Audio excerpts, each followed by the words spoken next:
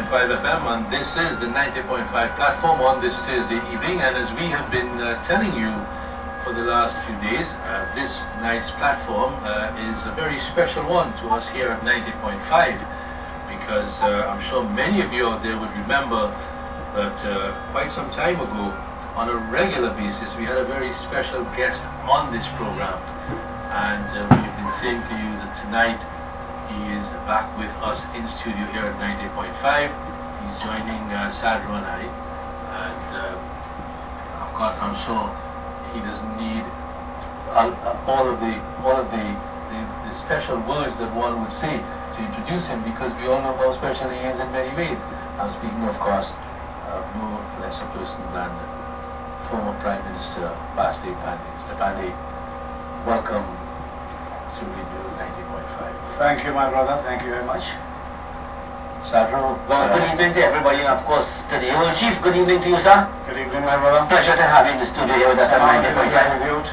After so many months. Well, yeah, we could say so, you know. The last time we met at 90.5 was in Ballpark, and now we're back here again at our new home. Finally, we found a home. It looks good too. And we didn't get through it, you see it? Oh. No, they do answer letters. I have written. No, if I had gone to Crown Plaza, I might have gotten a key. Tony, you sound like you come out and knocked at a bat tonight, boy. No. You know like Darren Bravo. Relax. You know I do. Well, Mr. Panday, good to have you here with us this evening. Yes. And one of the first things that I wanted to ask is that I observed via email and through the internet and so on, is that you have established what is called a Basdeo Panday Foundation. That is correct, yes. And well, I see that I see via email as well that a couple of letters have been written to the Attorney General and various ministers. But first of all, tell us what is the purpose of the Basdeo Panday Foundation. Okay. As you know, I have always regarded politics as an attempt to improve the life of people. I don't define politics merely as electoral politics, that is being a member of parliament and so on. So that when I was a trade unionist, I did the trade union for so many years, I brought relief to thousands of people in the sugar industry, removing them from excruciating poverty. That to me was politics which I spelled with a common P. And I remember one of these speeches, politics are noble profession, you said, to raise the standard of people. So the object was the same as when I was leader of the opposition, when I was Prime Minister, whether I was a minister and so on. And now that I am no longer in electoral politics, I thought what I'd do, I would create the institution in order to carry out the work which I love, that is trying to improve the lives of people, particularly poor people, the helpless, homeless and so on. And one of the reasons that prompted me to form this foundation was that people have been complaining to me that they can't meet the ministers anymore, they can't meet the people they vote for, they change their phone numbers, you can't get them on the line and so on and so forth. So I have started the office at Cuba, and I want to tell people that it is at the foundation office is established in Cuba. Well, yes, where already been established in Rienzi complex, yeah. At 79 to 81 Southern Main Road. Yeah, but I think everybody knows where Rienzi is, yes. I think everyone knows where Rienzi is. They do, yeah. Well, but I just want to tell people that the email address is Basdeo Panday Foundation at gmail.com, and that I am willing to receive emails from them and to take care of the problem, look after it, help them in whatever way I can. Are you really there? Are you? Yeah. As a matter of fact, I have several letters in my possession which we have written to the Minister of Housing. Well, I noticed via email I've gotten some of the letters, but and I'm going to come to that eventually, some of the letters, because one involves the sugar workers, and it seems to be a transformation back to the good old days. But just a little bit about yourself and the foundation. You know, since you are out of electoral politics, and I guess at this point in time, being out of the electoral politics gives you much more time to pay attention to the people that may come to you for assistance. Probably makes me stronger too, or to be in a stronger position, in that I have no axe to grind. I don't want anything from anybody. Yeah.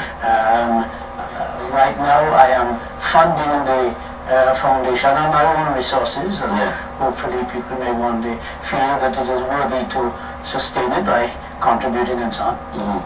So, well, it is certainly a nice effort, and I know it is difficult when you're a member of parliament, and is it difficult when you're a member of parliament to serve your constituents, and even more so when you become a cabinet minister or involved in government itself, or even at the opposition level, to vote at the same time?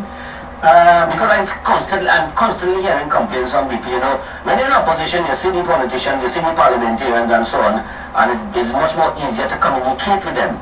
But from the time you get into office, I say it depends upon the politician. I remember when I was Prime Minister, I used to set aside Wednesdays, every Wednesday of every week, in which I had what was called open house. And anybody could come to see the Prime Minister. The office was at the complex, the financial complex. And anybody could come there and give an instruction that people must be able to come in. And I would stay there until 8, 9 o'clock in the night, and I would see everybody. And I'd see them when they order that they came, first come, first serve. So that you have to be able to allow the people to have access to you. But I understand that this new crop of ministers, you can't see them, you can't talk to them, you can't find them.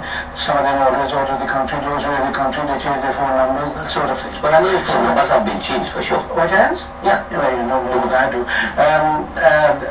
However, that is why I say, if people like you can't get access to them, what about the poor? How are the poor that help? No, I fall in that category. I'm practically helpless. Well, how do the ordinary people, the man in the street, get access to them with their problems? That is the function that the Basdeo Panday Foundation will perform. So you're not drive right now to promote the foundation? Well, I mean, people must know about the foundation. Yes, so if they have difficulty in accessing their members of parliament and so on. The office is there, open every day, 5 days a week. You have someone in the office? Yes, 5 days a week during the working hours. It's open. My cell number, everybody know it, 8160 is always on, except I'm sleeping. I haven't changed my number. So if someone is trying to meet his or her MP in a particular area and is unsuccessful in so doing after several attempts, and they came to the Basdeo Panday Foundation and said, you know, we would like to, can't meet this man because we have a problem. Somebody already got the number. Somebody got the number, some people, as they say, I give out mine last time and they start calling me because of this. I don't mind, that's what I'm here for. But one thing, not even sure.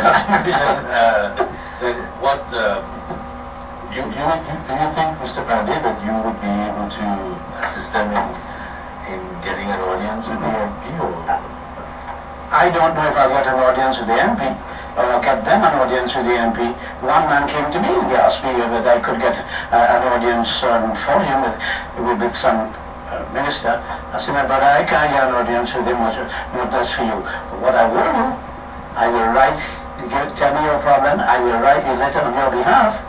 If they answer, I'll let you know what they're saying. If they don't, I will let the public know that they are not replying. And that is the force that I was telling you about. We can be stronger outside of the parliament than inside. So you have had several people coming to you? Sorry? Have you had people coming to you already? Oh, well, I mean, as being involved, as you know, I've been involved for a while, having medical treatment. Since you come back, I've come back. People are coming to you calling you. Scores of letters. Most of them. What are the kind of complaints that you're getting? Well, most of the complaints deal with housing, and people have not seen any change in performance with respect to the infrastructure, the problem they face, roads and water. As a matter of fact, I run the water myself in Philippines. You know water? The flooding, the ordinary people problems that they suffer from day to day. And number one crime. Number one crime. Which will come to in a short while. And they have no access. So that I'll provide that for them. People come with all sorts of problems. I'll give you it. You know, sometimes people have a little problem. To you it's little. To them it's the world. The entire world. For example, a lady came to see me yesterday, and WASA is including charges in her bill for a period of time in which she never had any connection at all. Now, she has gone to them several times. They keep beating around the bush till they come back, and they won't attend to her at all. So I wrote a letter to the minister and copied it to the new CEO of WASA. And when I don't, if I get a reply, I will pass it on to her. If I don't get a reply, I'll come back on your program and tell the people that they are not replying. And you're welcome to do that. This is what the program is all about here, for the people. Thank you. For the people. So you have been responding and writing letters and so on. Yes, I brought a whole set of listeners. Obviously, you can't see this. I'm sure you'll see it next week on television. But he has a file with a number of letters right here sitting in front of us, which means that obviously this is working in the people's interest. And also, people do not know where to turn. For example, a man wants to purchase a piece of land near his house. He's on Chinese land. He wants to purchase a piece of land. He doesn't know who to go to. State land you're talking about? Well, it's state lands now, because they've taken over Cali. But there's nobody seems to be responsible for it. So what I do is I do research, I try to find out who's responsible. I write to the relevant authorities, hoping to get an answer. Alright, let's come on to some of the letters. I see, one of the letters I see that you've written to the Attorney General. There's a matter before the courts, as everyone knows, that the PNM reneged on its promise with regard to the land for the carrying workers. Yes. As you will recall... And if you want to enlighten us, so yes, go ahead. As you will recall, the PNM government had really imposed upon the workers of Cali VSEP. Right. And during that period, they made all kind of promises to them to induce them to accept the VSEP. Okay. After the workers accepted VSEP, the government reneged on most of the promises that... This is also with regard to the land. With respect to the land and with other things. For example, it was nowhere written that they had to pay money for the land because it was part of the VSEP package, but they paid money for it. But that's another point I'm going to take up soon.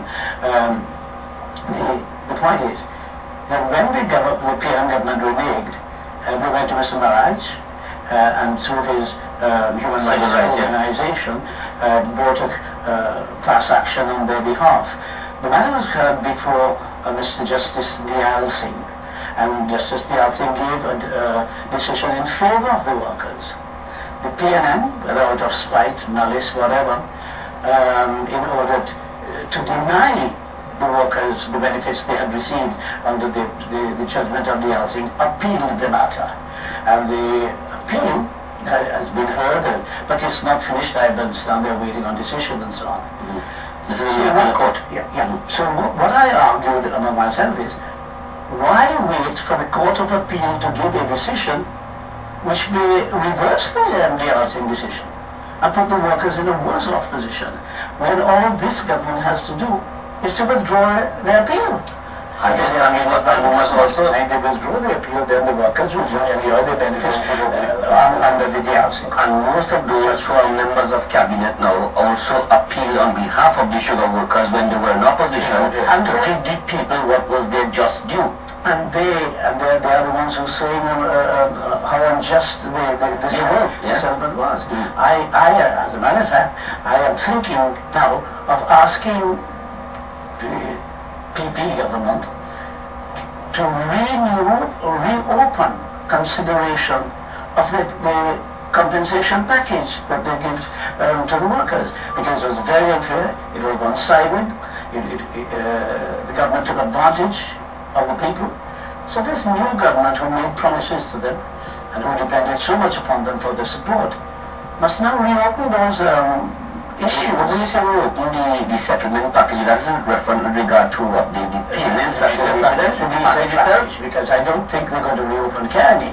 as a sugar industry, but they certainly could be. But you along with those when you were in opposition, there was talk of reopening Carry in a limited manner, because when you were in office, when you were Prime Minister, the talk was that you were going to divide up Carry into 5 different companies with private participation and so on. The sugar by itself, the rum by itself, the citrus by itself, and the rice and cattle and dairy by itself. That was the UNC policy. I'm afraid the UNC is now dead for all intents and purposes.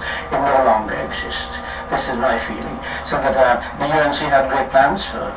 The UNC had plans to convert it in. Why do you say that the UNC is dead for all of it? Because everything that we preached and everything that we believed in, they have abandoned it, they have deviated from it. And the UNC no longer has that fight. If I may use a famous word, they lost their oomph.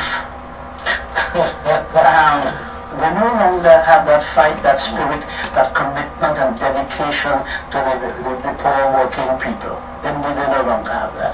So that is another reason for the foundation.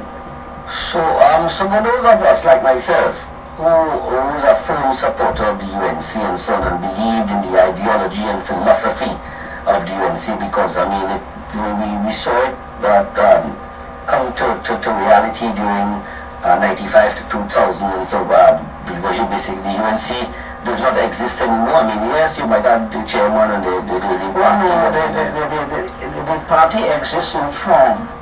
And the only thing of importance to those there are the symbol. Because that symbol which we built up with our blood, sweat and tears for 21 years, they use that. And that is the only thing of value for them, I think. Do you find the government deviating from the philosophy of the party? Well, I don't think they have any. I don't think they have any philosophy at all. There doesn't seem to be any plan. That is why there is no action. But surely, Mr. Panday, there are many members of the People's Party, as it is now, the partnership, that were original members of the UNC. Well, the majority of them are. The majority of them are. 26 of them in the parliament. The people who have been involved in the UNC, and they would have known, and they would be very familiar with all the plans and what was expected of the UNC when in office. And hopefully that the people who voted for them thought that they would honor those promises and that they would pursue those philosophies. Are we saying that the present leadership has just discarded that? Oh yes, most certainly. But I'm not certain Mr. Panday as what we would call the founding father of the party.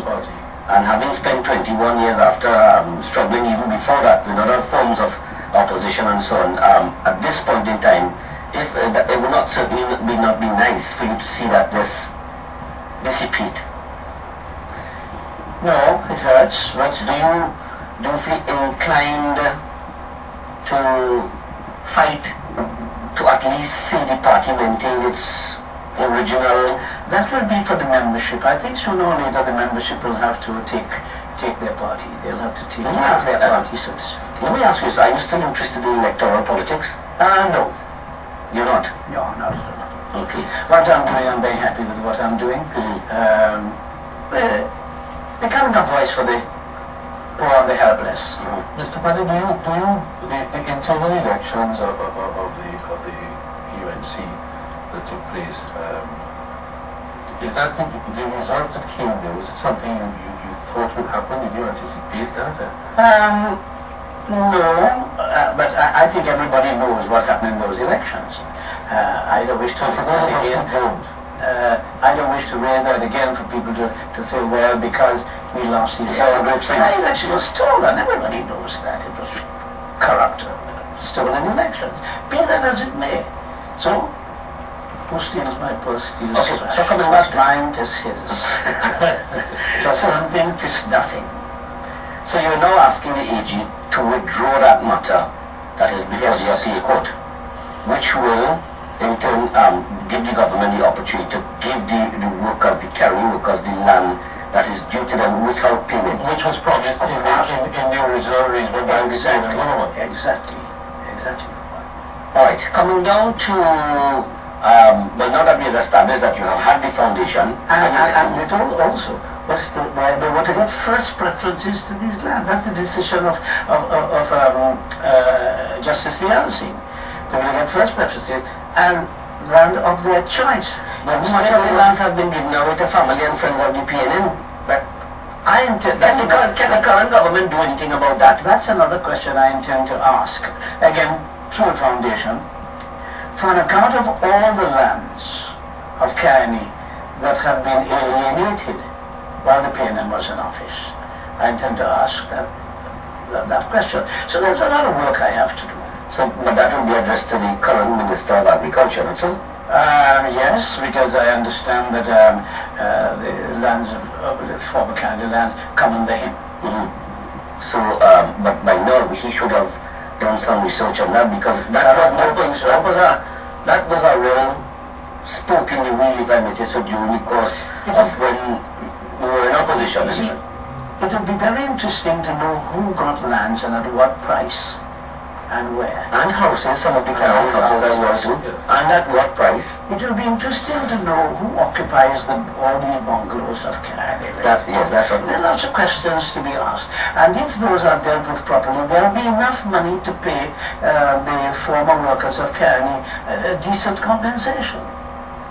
Okay, so now that we've established that you have the foundation, you're willing to work on behalf of people, Mr. Panday, maybe once again you could give the email address, or maybe I can, it's Basdeo Panday Foundation at gmail.com. Yeah, it's BASDEOPANDAYFOUNDATION, Basdeo Panday Foundation at gmail.com. Right, good. And the telephone number of the office is 636-3507. 636-3507, and my own cellular number is 683-8160. Right, good. Let's move on to some of the burning issues today, Mr. Panday. And just recently we heard of spying and the spying equipment and so on. And it was your government that brought in the equipment, and we heard that the PNM regime misused the equipment to spy on people that included the president of the Trinidad and Tobago, the Chief Justice, and his wife, and his son, and so on. And one of your comments after that was revealed was that it was mishandled by the present government. First of all, without going back, I can't recall when it came in. I think it came to probably the end of my term, because I recall asking where it had not arrived, I think, when I was in office, and I remember asking where this equipment has gone. And the rumor was that they were in the possession of the Prime Minister, the then Prime Minister of Somali. Okay. Be that as it may, I have no doubt that when I was Prime Minister, there were intelligence agencies operating in the country. I believe they were doing a good job, because there was no complaint. But as Chairman of the National Security Council, would you be aware of all of this? I am aware of their existence. We privy to what detail, unless some complaint is made. And no complaints were made about their activity. In fact, I presume that they were working very well, because we were able to bring crime down to the lowest this country has ever seen during the period that I was there. Nobody complained that they were being spied upon. I think what bothers me, though, remember I said, I think they handled it badly. Yes, they handled it badly, because what they have done is they have undermined the confidence in the intelligence agencies. I'll give you an example of that. People are now asking, how do I know that this government is not spying on me now? Confidence is gone. No, because they say that they continue to operate. Yes, and I saw in the papers that they have continued their spying activities. But how do I know they are not spying on me? How do you know? How do the ordinary people know whether they are spying on them or not? So that they have, and people will suspect that they are spying on them. Because the way they handled the present matter, they are how would you have handled that, Mr. Panday? I would have recognized that. I would have dealt with it internally. If people were committing wrongs, I would have corrected the wrongs. If people were breaking the law, we would have done it. When you say correcting wrongs, what do you mean? Suppose it was... So when you heard that they were spying on the President and the Chief Justice, what would you have done as Prime Minister? We'd ask by whose authority they were doing it, who was doing it, by who authority, not whose authority, by what authority, was there a law that enabled them to do that? If there wasn't, then somebody was breaking the law. And if someone was breaking the law, we refer the matter to the DPP. The DPP? Yes. And so in that way you would have breaking the law. In that way you would have internalized it. And we would have done it internally so that we don't undermine the confidence in the security services. So not only the confidence of the local public, but also the confidence internationally has been definitely gone. But what are your thoughts? I mean, they were spying on the President and the Chief Justice and people like yourself and so I heard. And but does not concern you, I mean, with regard to the, shouldn't it have been revealed that, you know, they were spying on people like yourselves and the Chief Justice and people? I did not know that until it was made public. I would like to have my files. I'd like to know what they know about me. So it is from that point of view that you don't destroy that. But it's from that point of view that you're saying that they mishandle it because they undermine the confidence that the citizenry would have in the intelligence services. And as Tony mentioned, international confidence as well. When you say international confidence and your colleagues, the international community, and those who assist us in intelligence work. So all that has gone to the wind too as well. I would have thought so. I would doubt that all that has been destroyed. Let's turn a little bit now. It's just 29 minutes, 28 minutes before 9 o'clock. The CLICO issue. Yeah. What are your thoughts on how the present government has handled the CLICO issue? You know what bothers me about this whole thing? Of course I don't have all the information, but you know what bothers me about this thing? Although this has been in the air for some time, the government has not, up to this date, told the population what are the total assets of CLICO. They have not done that. That I think is worrisome. Why don't they do that? Don't they know? And wouldn't it then be easy to come to a conclusion as to what to do if we know what the assets are? Are the assets more than the liabilities? They're saying it is bankrupt. It is. Yes, it's over. But we have never heard what the liabilities are. We have never heard what the assets are. And I think since the matter is before the public ought to know that. Because that may solve the problem. That may solve the problem. But Tony and I have been saying that we expected the government to come clean, present the financial health of the company, tell us the liabilities of the company, tell us the assets of the company. There are profitable companies within the group, which includes Republic Bank. Also, we don't know what has been happening to the income and profits of the companies since the government has taken over. Are there accounts? Are they keeping accounts of that? Do we know? Are they profitable to the extent that we can know when the government will recoup the monies it is alleged to be spending in that area? They are not telling us everything, I'm afraid. I'm sorry. I speculate as well to the possibility exists that there might be some conglomerates who are willing to snap up some of the more profitable operations of the group. I have no doubt that would be... And possibly they could be financiers of the present People's Partnership. But I don't know who are the financiers. I was hoping that those who speak of dealing with party finances would have declared their own finances first. But be that as it may, that's another thing I'll probably raise at another time. Mr. Panday is a former Prime Minister of this country and being very familiar with the operations of CLICO and CL. Don't you believe that if this company was to, the way Mr. Dugran and others are saying, to sell, to get rid of the assets, to divest them into different people or different companies, what that would do to the economy of the country? What would do? I think it will have an enormously deleterious effect because the assets will be scattered all over the place. And that is what I think that is something that they should think about very seriously before they do that. And it worries many people as to why have they not declared these assets and why are they talking about selling? What they actually saying that they already have buyers. That is something of a suspicious thing. Yes. Sure. Otherwise they'd declare the assets. That's what they are. Everybody should know that. One of the things I wanted to ask you, Mr. Panday, I know your association with Mr. Dupree has been a good one, particularly during the 90s in support of the last election. Do you think the actions of the PNM government were vindictive against Mr. Duper as the head of the Clico group and as such. I mean, we all suspect that this entire scenario came about as a result of pulling a huge deposit that they had, the NGC had with Clico.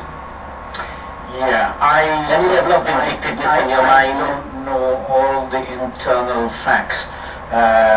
For example, if they caused a run, for example, by removing large deposits, I would like to know where those instructions came from.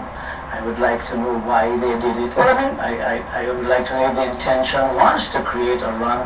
There are so many things that I sense, as a common observer, I sense vindictiveness from the past government, the PNM government.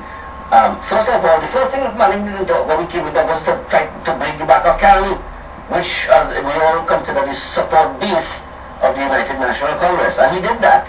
And then they went after other people who they thought would have been supporters, and I would imagine that Mr. Dupree and I thought Mr. Dupree was a supporter of the PNM. Yes, he gave him a $5 million. I saw a check floating, or photographs of a check floating all over the place. Yes. So, and there's no photograph of any checks floating from the UNC. So it paints a very nice picture. But as a former Prime Minister, if this issue had come up, how would you have dealt with it? Which one? The Clico issue. They would have gone to central bank and listen, we in trouble, liquidity is a big problem. The central bank governor might have contacted the Prime Minister, Minister of Finance, and there's such and such a situation. Without knowing all the facts, it'd be extremely difficult to say in a vacuum. One would have to have all the facts, one would have to know what the problem is, one would have to know whether a bailout, and what kind of bailout would have saved the institution. One would have to consider what would be the effect upon the financial institutions if all kinds of things would have to happen, I think, before one decided. So I don't know what considerations were taken into account when the MOU was signed, for example. I saw that an MOU was signed. But you had two high-profile people making sure that they withdraw their monies before anything happened. That is what has made the matter quite suspicious, I think, that gave the impression that it was an act of malice. But, as I say, I don't know. Right. Next issue. Crime. Big problem in Toronto, big problem over the last 8 to 9 years. We have a new government. I don't expect us to anymore see crime just go right back down to a reasonable level. But we expect something. 6 months have gone by, the same thing happening over and over again. What is the problem in Toronto with crime? And I think it is the #1 priority to the interim government. I tell you what, it's a failure to manage the resources that they have. That is the key. I remember when I was Prime Minister, we had limited resources, very limited resources, but we were able to manage those resources in such a way. We had the same number of policemen, we had the same, less number of vehicles, but we were able to manage those resources in such a way that we were able to deal with crime. You have to have a plan. Where is the crime plan? I recall, the Prime Minister was asking the Commissioner of Police that just day before. I saw the Prime Minister asking the Commissioner of Police what is his crime plan. I thought the government was supposed to say what is their crime plan, and the Commissioner of Police was supposed to execute it. I thought that, and I also thought the COP had a seminar in which they had come up with a crime plan and agricultural plan. Well, if you don't run all over the place saying that you're going to make a dent in crime when they get in the office? Yes, and here they are in office for 6 months, and crime has increased, I think. For the first few weeks, I don't say this with any malice, for the first few weeks after the elections, there seems to have been a slight abatement of the crime, and then it spiraled up again. And I wonder if it is whether the criminals were waiting to see whether the government was serious and were able to fight plan. And having seen that the government is unable to do it, they felt that they had free rein. Mr. Panday, as a former Prime Minister who won an election and went into office, there are many people who say that, well, they need more time. They've only been in there 6 months. there are those of us who say if you went into office or if you were in opposition, you were the government in waiting, so you should have had your plans standing by. As a former Prime Minister going into office, did you find it difficult in the first 6 months to put your plans in place, or was it? Or even before that, Tony, I could also add to ask Mr. Panday, of course, if you are going to fight an election, you have a manifesto where you outline your plans. And as a leader, yes, shouldn't it be that you must have a plan that when you get into office, if you do get into office, this is what I want to do to address the problems? Call in the various authorities and you tell them what your plan is, you tell them what that plan is.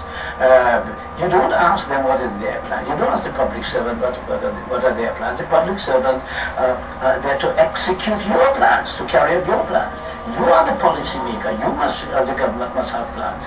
As I say, when I went into government, immediately I became Prime Minister. I began holding a meeting of National Security Council every Friday morning. And every Friday morning, we'd come to we'd take a decision of what we're going to do the following week. And at the end of that week, I'd call them. Who you had to work with at that time? I had Theodore, who was Minister of National Security. Minister of National Security. Ramesh was Attorney General. And there are three people. Commissioner of Police was? Three members of the government. The other one was, I think, of the Ministry of Information. I'm not too sure. Right. But in any case, what I would do is I would invite every Friday the head of every single services. Police, head of army, head of Coast Guard, head of this, head of that, and so on. And said, right, what are we going to do about this crime situation? Then we discussed the matter and we'd come up for an immediate plan. We know what the objective is, to deal with crime, but the immediate plan of what we will do next week. Friday of next week, I'd call the meeting again and said, did we do it? Why didn't we do it? What caused us not to do it? We lack resources. Okay, here are the resources. Every Friday, you will call them to account for what did they do in order to deal with crime so far. And that meant they were accountable. And that is what I mean by management. If you were feeling problem, you were coming every Friday to say why, what happened, why did crime go up here? Well, every Friday. Well, were you tough on them if you find that you weren't getting results? Most certainly, a leader must lead. Yeah. That's why they appoint a leader, to lead. Not to ask them what they... you have anything in mind that you that you were disappointed and you remember anything that you were disappointed and you demanded some action be taken of some sort? That'd be unfair to difference. But you did. Always do it. They're accountable. They have to answer. They have to say why they didn't do things. Yeah. And if they didn't do things, I mean, one can be pretty harsh. You can say, do you wish to be replaced? Do you think somebody else might do that? That kind of answer. Have you had to ask that? But of course, that kind of answer can have very serious effects. People know they are responsible. Yeah. So, basically, you're saying the management of the resources is the problem in this fight against crime, is one of the key things in bringing about some measure of stability in the situation that we are here in Trinidad. Well, yes, they've got to deal with crime. Because they haven't getting rid of the harm and nothing happening. I think, I'm looking for that climate back. Sorry? Yes, it's now 400 No, we're 450 something or something like that. So 457, yes. Yeah, going up to 460. It'll be very near to 500 natives. And the last year you were in office was 98, 97? The last year you were in office was 96 or 97? 2001. Yeah. It was 90 something. No, the number of What does it went down? It went to 94, 84, Yeah. 1 year actually. Do you think that the problem, the drug problem, the gang problem, have escalated since that time to now? Has it gotten bigger? Well, I think it was accepted. I heard you talk, I heard you on many occasions speak about using URP monies to fund gangs and guns and fast cars and so on. That was the argument of the opposition. The argument in the while we were in the opposition. We said that the government was encouraging crime by funding crime through the URP, particularly the leadership in the URP at the time, where they have these ghost gangs and so on. I have not seen any change come about. Well, do you think that is still so? I see, and you remember the time when Foreman shot? Yeah. Yes. And this was the internecine warfare going on with the criminals in the URP. Still happening. So you say something do you think that something should be done with that program? Oh, certainly. It needs revamping, needs but we spoke of that when we were in the UNC. The UNC spoke of that. When I was in government, we had changed the name from it has so many I remember it later. But it was later. We had changed it to include a training program within the thing. You had, if you were employed with the URB, you had to devote some part of time in order to train in a skill, so that you would be training a skill and go out into the private sector. In fact, we argued, rightly so, that the URP had destroyed the work ethic in Trinidad, and that now CPEP the private sector, the CPEP and the private sector were short of labor, skilled labor, because of the operation of the program. I have not seen any change in that. What do you mean changes? And that is all part of the program of dealing with crime. Including some element of training in these social programs.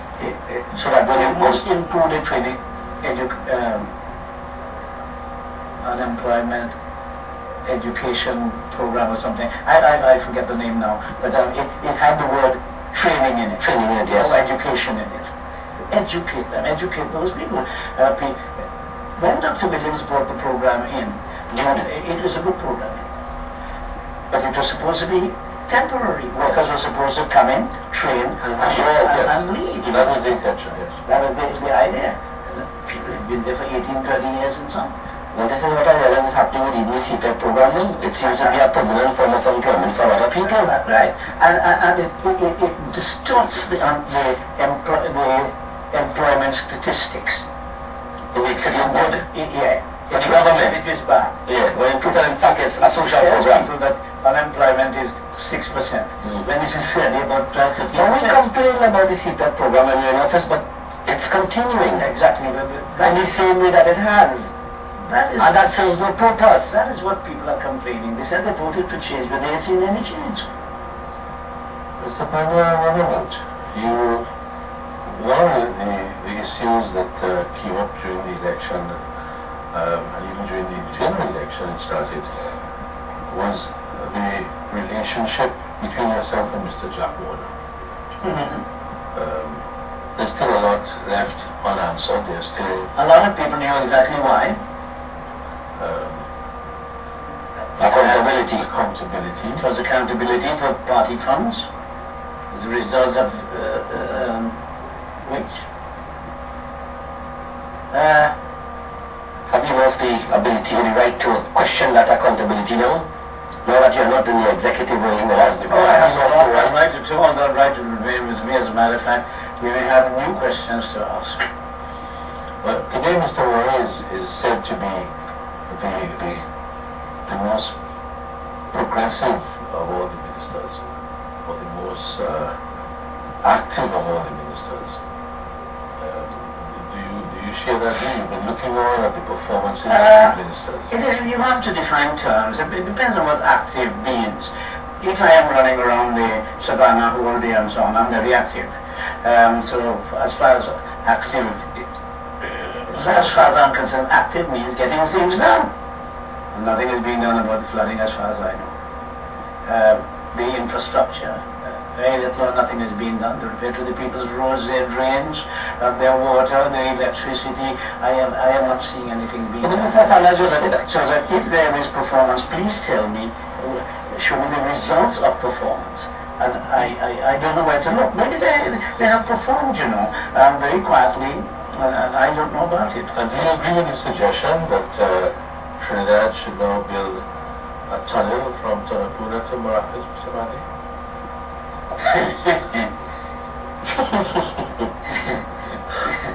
You know, it might be a better idea to build a tunnel from Tokyo to Scarborough. Mr. Panday, Which will be imitating the English and the French and so on. one of the problems, I'm sure, with leadership and so on is priority. How do you prioritize what you do? Because, I mean, it's a balancing act when you're a leader. You have a number of, sometimes you have diplomatic matters to attend to, people matters to attend to, administrative matters. Absolutely correct. How do you balance and prioritize that? Every state, no matter which state it is, has limited resources to satisfy unlimited wants. That's a given position. That being the case, the only logical thing to do is to admit you can't do everything, but to indicate to the public quite clearly what are your orders of priorities. And if you go and tell the public, look, we are going to deal with this first. When we deal with this, please bear with us. Second and third and fourth and so on, this is the order of priority in which we will deal with matters. I think people will accept that. But when you are jumping from here to there, when the Minister of Works is telling the AG what to do with hanging and so on and so forth, where is the responsibility in this body? Where is the leadership? Where is the discipline? Where is the organization? Nothing gets done because there is no priority.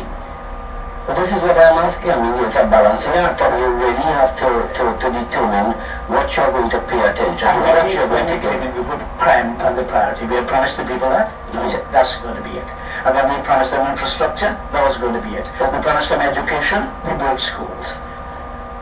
What is wrong? And you just raised this, and I just remembered in a situation where you had just a couple of weeks ago, Mr. Warner said we don't have no money to pay the contractors. We're going to pay you in bonds. Then you have the Minister of Finance coming right after and saying, no, we have money, we're going to get payment in cash. That is an indication to me that something ain't right.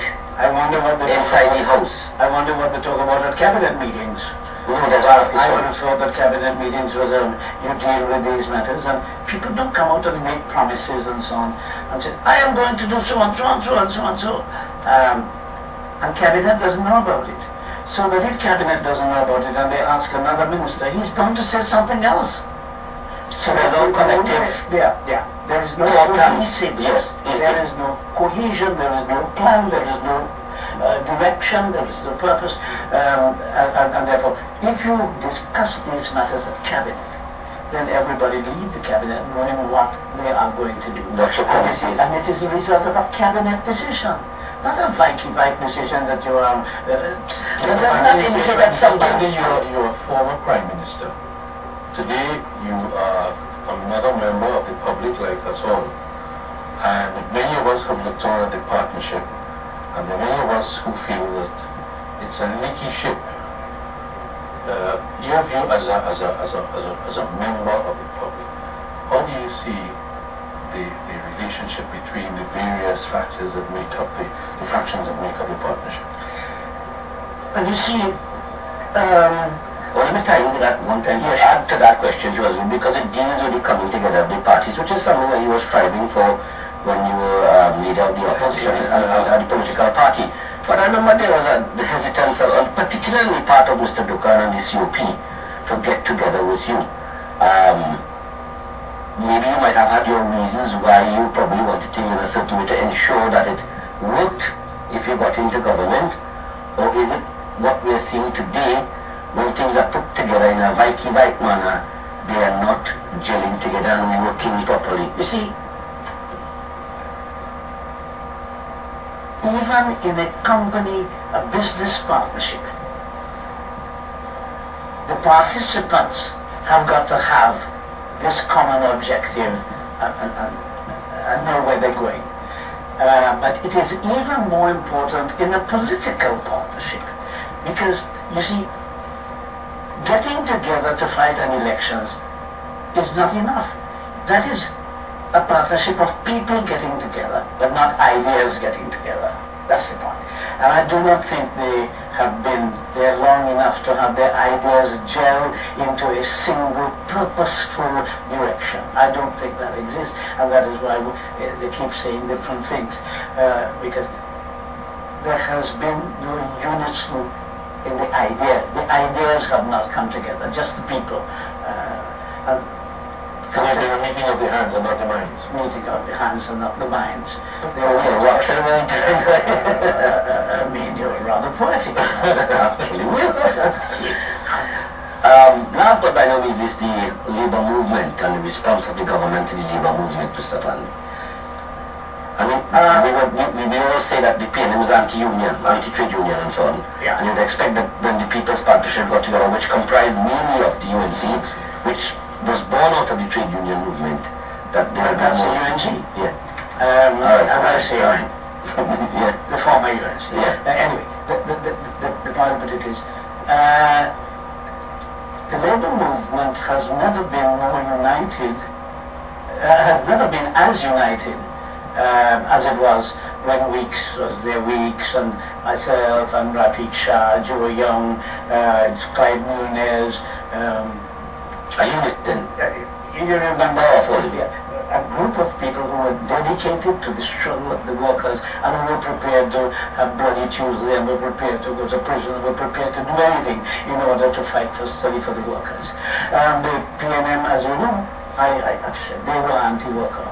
In fact, Bloody Tuesday was an attempt to break up the unity that was being forged with the labour movement.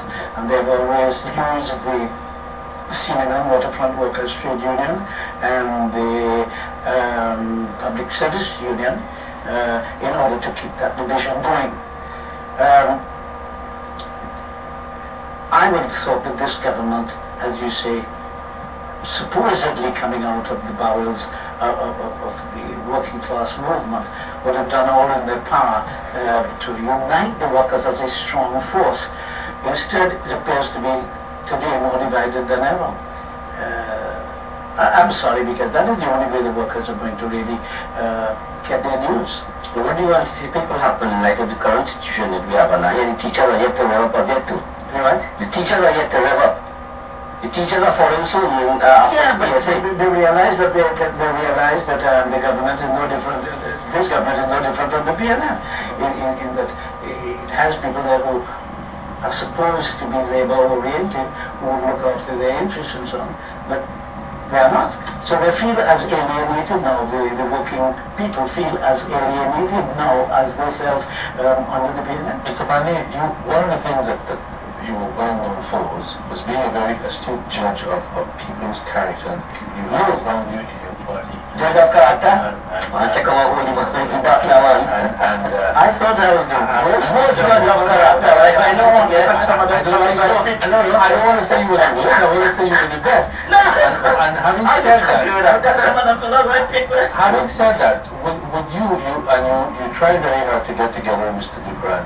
Had you succeeded in so doing and gone into government, would Mr. Dubran have been the one chosen as your finance minister? I don't know. It would depend on what you do is you pick a team. You really pick a team after you have in your mind some kind of vision of what you're going to do, but you pick a team after the elections because you can only pick a team from the guys who have won. Well, you have a little leeway in that you can pick a team. You're going to be the Senate from the Senate. Yeah.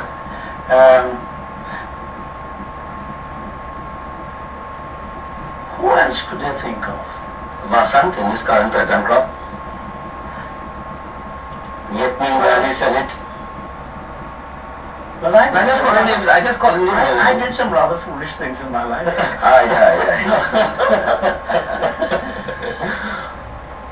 You know, that's a big question that many people ask, and that's the reason I raise it, because many people are asking, is this gentleman the right person for the job in the state of the present economy? And that is really a concern to many people.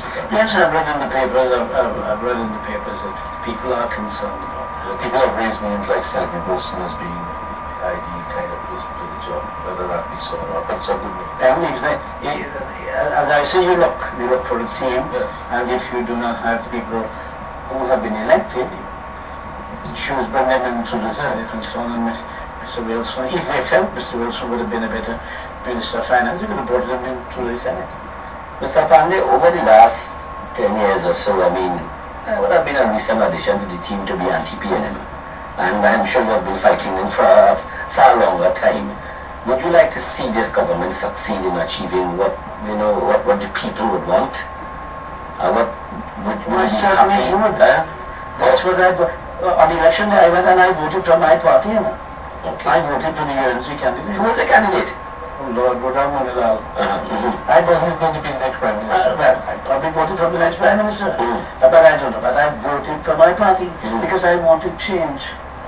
And I knew that as long as the PNM was there, there'll be no change. Now, I want the government to succeed. I want change. I don't want them to succeed for succeeding's sake. I want them to succeed so that we will have change, so that all people will have a better life.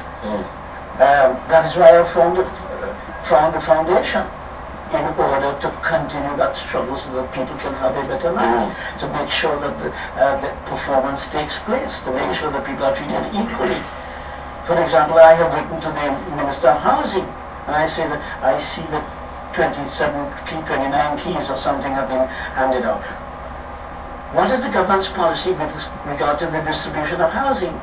How are people chosen? What are the criteria? The public doesn't know. So where is the change there? How have the people who receive housing, how have they been chosen? Is it the same way the PNM chose them? By a lottery? How do people get on the lottery in the first place? So that's what a fight for change. So we have written to the minister asking him, please tell me, what is the criteria, what is the formula you use for choosing, for distributing houses? I haven't received a reply. I want to ask you, sir, if you want to answer, it's up to you, but if you don't, it's true. But has any one of those fellows ever called to solicit advice and so on, called to you to solicit advice? No, my name is Anathema, I understand. But no. Your name is? Anathema. Okay. Nobody's called. Well, maybe you're scared that you might want to re-enter electoral politics. Why should anyone be scared of me? I thought I was a good-looking fellow, quite frankly. Well, not really. It is said in the political circles that you have a reputation of sending people to their political sentences. All right, okay. So, I don't know. No.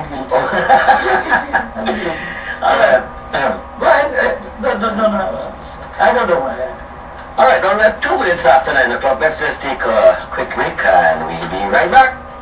Hey man, thanks for fixing the heating here. No problem, I got my training and certification at the Area Technical Institute. You too can become a certified technician in air conditioning and refrigeration technology with careers in facility and building maintenance, auto air conditioning, food processing, refrigeration repairs, and more. The Area Technical Institute offers hands-on training, small classes, internationally trained lecturers, and job placement. Register now for classes starting in January 2011. We're located at number 13 of 5th Street, San Juan. You can call 675-9972 or 674-3670 or check us out on Facebook, Area Technical Institute. Make a cool career change today.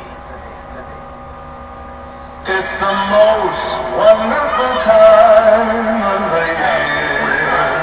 The most wonderful time of the year is here. Filled with laughter, happiness, and good times, shared with friends and family. Though for some little girls and boys, this season won't be that bright. That's why the People's Station Radio 90.5 is asking you to join us in our annual Share the Magic of Christmas Toy Collection Drive as we help bring cheer to those children in need of some holiday spirit. All you have to do is give a gift for a boy or girl and drop it off at any of our collection points by Friday, December 17th. We'll carry these precious tokens across the country to various homes, orphanages, hospitals, and communities on our 90.5 Christmas Caravan. Your gifts will bring smiles to little ones whose only hope of having a Merry Christmas comes from you. Your gifts can be dropped off at any Dollar Valley Supermarket, Montrose and Chihuahuas, Gasparillo, or Faisabad. Red Blooms Flower Shop, 114 Monroe Road, Colombier. Sakina's Selections, Bar Park Shopping Plaza and 3rd Street in San Fernando. IETV Channel 1, Trackgate Road, Port of Spain. Or at 90.5's new location, number 4, Hobart Street in Sinclair. Let us together bring smiles to needy girls and boys as we share the magic of Christmas once again. Radio 90.5 FM. Let your heart and soul dance. Alright, with 5 minutes till after 9 o'clock, and just in case you've just joined us, so our guest tonight is Mr. Basdeo Panday, former Prime Minister of Trinidad and Tobago, leader of the opposition, leader of the trade union movement, and so many portfolios. Difficult to run through all of this evening. One of his main missions here tonight is to announce to the people of Trinidad and Tobago that he has formed what is called the Basdeo Panday Foundation. He has established an office in at Ramsey Complex in Couva, and has given us an email address with which you can contact him, and he says that he's open for anyone who think that they have problems and have difficulty in getting anywhere. He's willing to assist in any way, and you can feel free to give them a call at the office or write them an email at basdeopandayfoundation@gmail.com. Mr. Panday, can you remind us of the office's telephone number once again? And the telephone number is 636-3507, and my cell number is 683-8160. Right, so you feel free to approach him. We're going to take some calls now at this point in time. We want to remind you that we'd like your calls to be brief, and preferably if you can ask Mr. Panday a question or two. No big long statements and so on. We just have 54 minutes or so left, and want to accommodate as many people as possible. And remember, Mr. Panday is our guest, so we don't want you to have, we know that some of you might have your disappointment with him, but you can express that very nicely, of course. Before we take the phone calls, I believe we can read some more texts. Oh, sure. Yeah, well, we have quite a few coming in, Tony, and let's take a call. I'll try to get my eyes on someone. Hello, good evening. Gentlemen. Pandit G.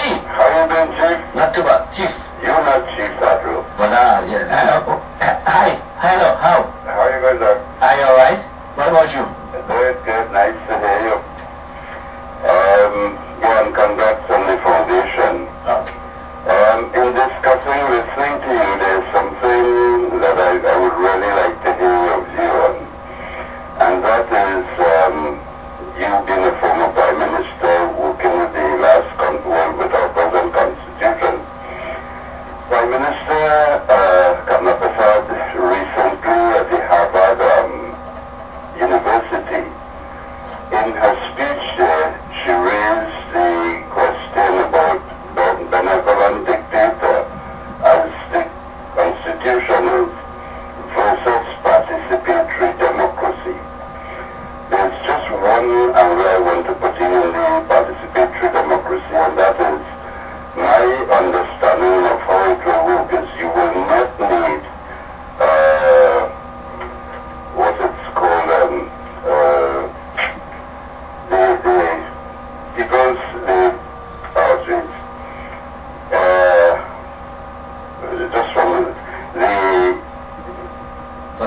you know where you have the parties according to votes, they get seats and so on. Proportional representation, I think that is what you're trying to refer to. Okay, I believe in a good participatory democracy. You don't need that. However, the main question is, having gone through the benevolent dictator in the present Constitution, which of these two you would recommend as the path forward in terms of the country's development and the Constitution reform? Okay, Pandit, thank you. I have always advocated constitutional reform, and the participatory democracy has to be defined. It means that there must be channels, there must be avenues, there must be institutions by which the people can have a say with the government, to influence them. So you have to be able to have an institution where you could meet them, where you could talk to them, where they won't turn off the telephone, things like that.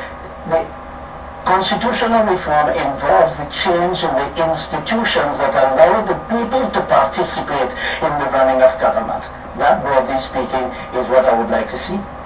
Mr. Panday, we spoke over the last 8 or 9 years a lot on constitutional reform.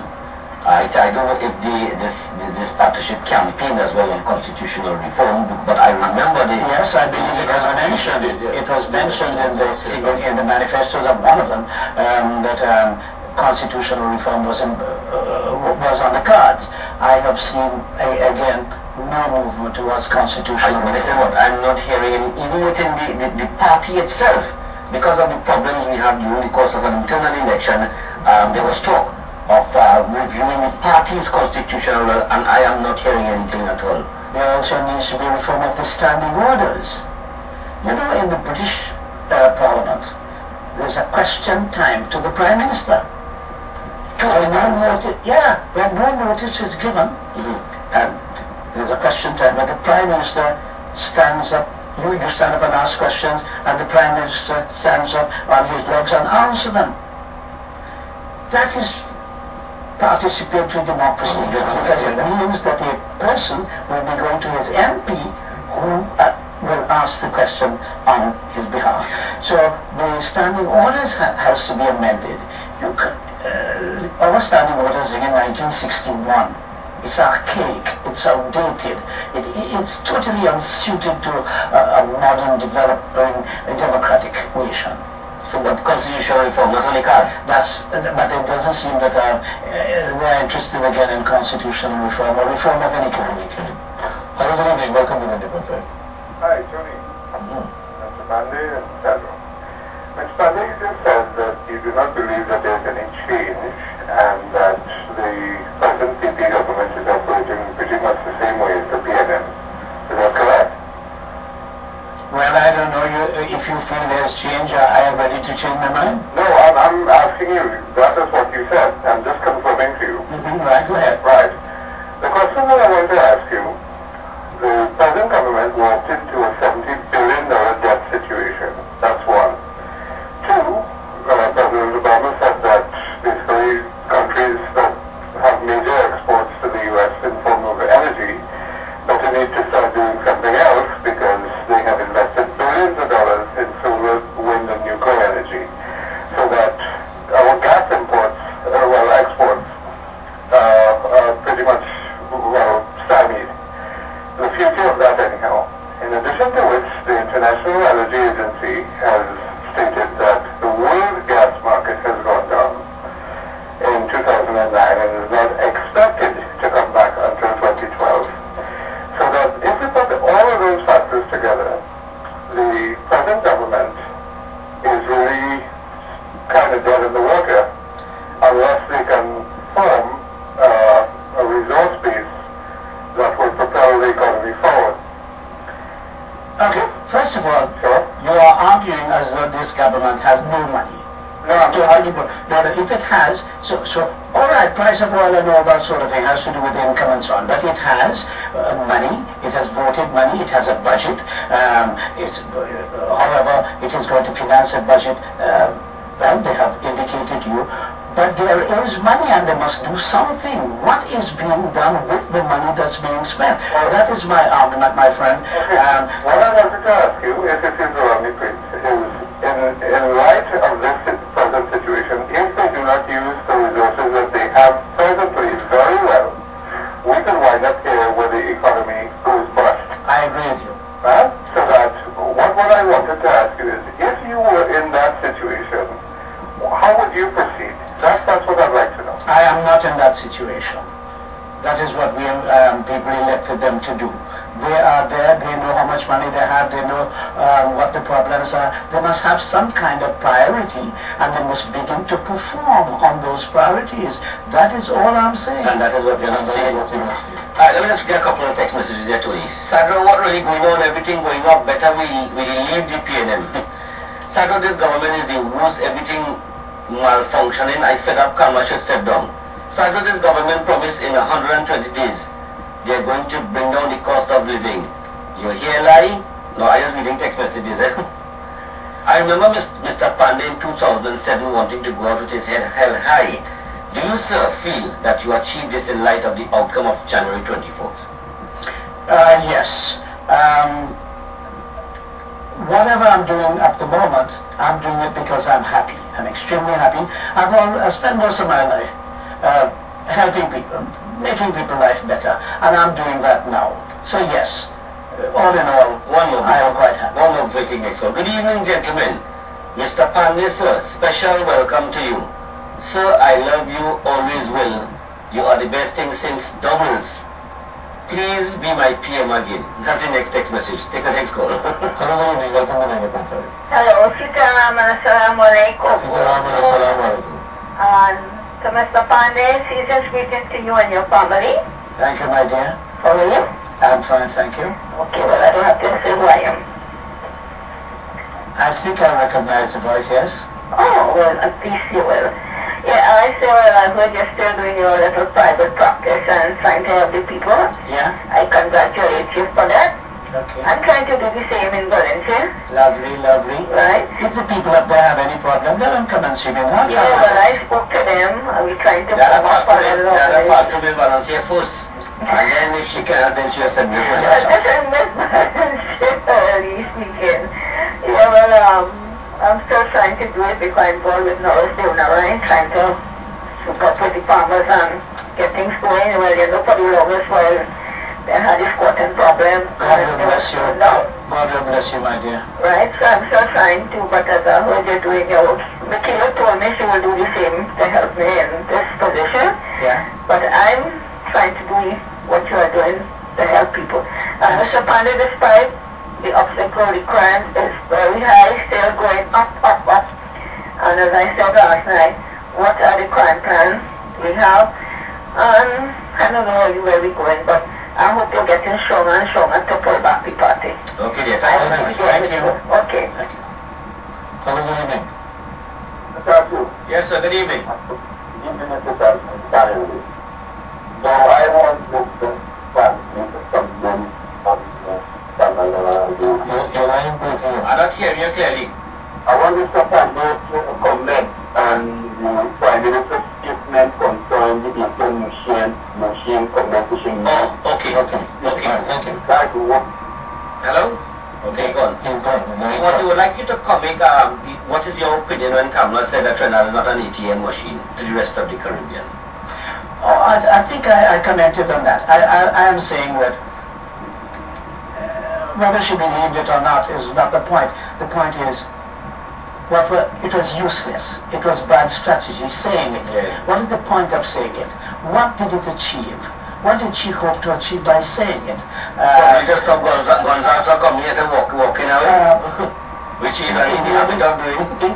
It merely created Animosity, yes. among our colleagues. There was no need to make the statement. That's the point about that. Right. Hello, good evening. Welcome to 90.5. Good evening, Tony Sadro. What the red G? Mr. Panday. Sir. I'm happy.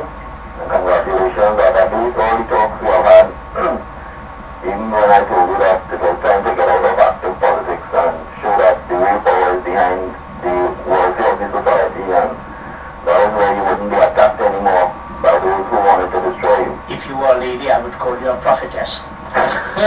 Line you take anyone to Juliana. Next thing you like to watch it.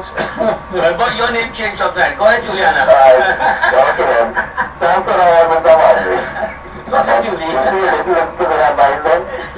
Anyway, what I've seen historically with regards to politics, as you said, it always proves the upper class or those who are in power, and it continues to take those who control the ring of power, whether it's in business or whatever, always dictate what the welfare or the laws and what governs the rights of people in society.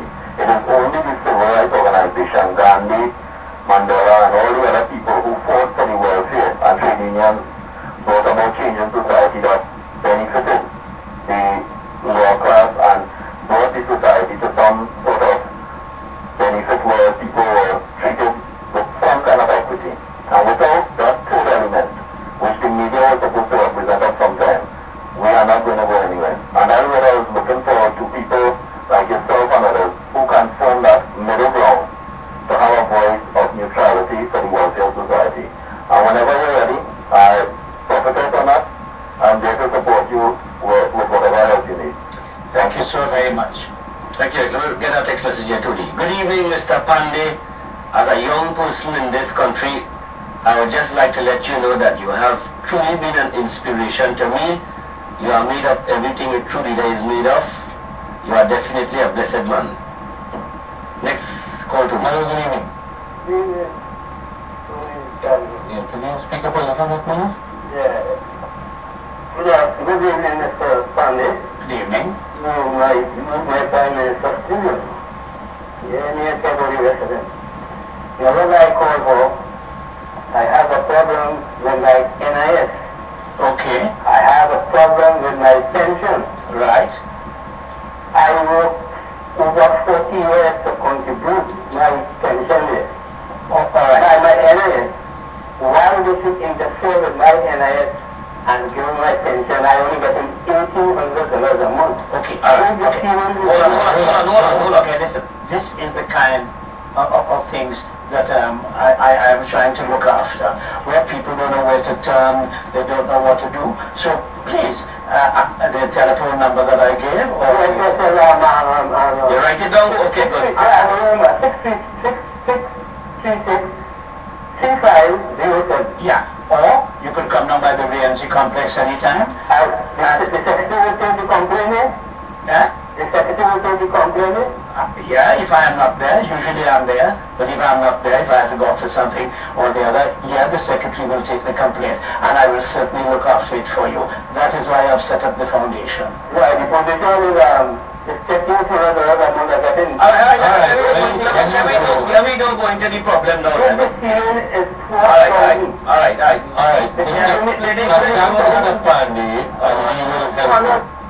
We are explaining to the man. You can go to Mr. Here you have somebody, Mr. Panday. A common problem that we constantly hear on radio is with regard to NIS and pension. Okay, I know you might have to get an expert and get him to come because we constantly get that all the time. All right, but then that is the point. If we are having these problems, it's first of all that people don't know what is happening. They don't know why their pension is what their pension is. They don't know what is justification for it, and they have a right to know. Now, no, but I'm just telling you, one of the constant complaints that we get on the program is with regard to that. They should be able to go to the parliamentarian, or their council or whatever it is, and get an answer. The problem comes a lot from the manifesto presented by Kamala Basami Sessanabad, which she said everybody will get $3,000 pension. Yes. There was never any clarification as to whether this means everybody in Trinidad, whether you deserve it or not. It didn't say whether your NIS was going to have anything to do with that $3,000, whether it would be deducted as part of it.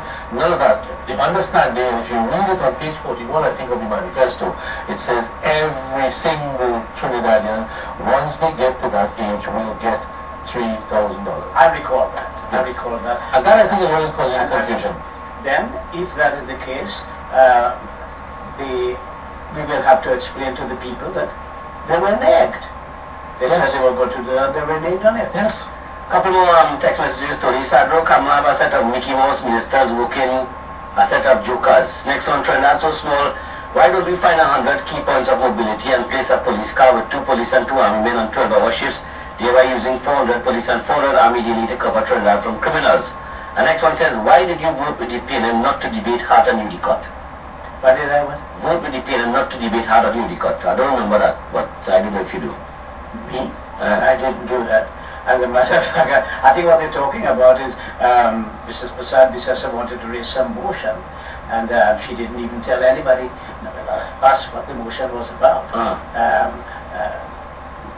And the parliament ruled that she didn't have sufficient supporters of the parliament to have the motion considered.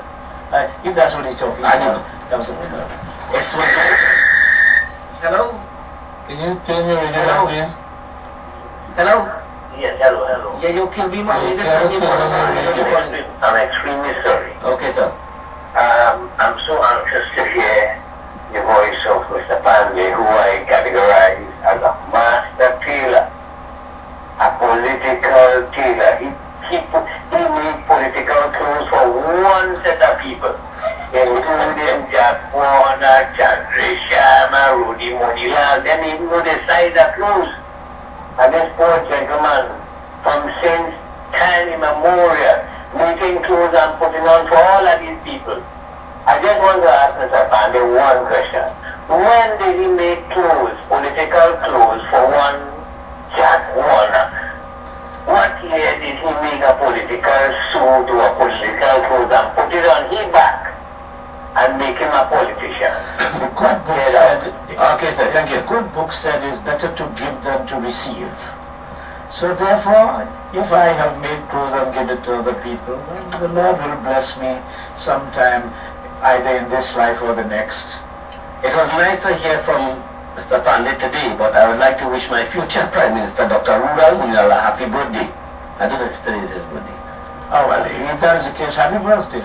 Sadro, if not for that snake Ramesh, Panday would have been Prime Minister. That's a text message, eh? Go ahead. Good evening. Hi, good evening to all, especially to you, Mr. Panday. Good evening, my dear. Mr. Panday, I am surprised you are the one to write to the Attorney General, tell him to withdraw the appeal for the sugarcane workers, which the civil rights had won in court. Because you see, I remember during for the internal election, Ms. Kamala Prasad stand up and she was reading a note and saying, Mr. Panday helped kill Caroni Limited and Mr. Manning finished it. And also Mr. Ramagan, his first appearance on the political stage, said that Mr. Panday did not do anything for the sugarcane workers. And they all went on a campaign that we as children of the sugarcane workers. So I thought those people would remember the sugarcane workers and remember to draw that. And I want to say to Mr. I will answer the pundit for you asking if you say that the PNM is still in power. Yes, PNM is still in power. Why do you think George Nicholas could aspire the CEO of the Caribbean Airlines? Bye-bye. Okay. But first of all, that's why I set up the foundation. There are several things to be done.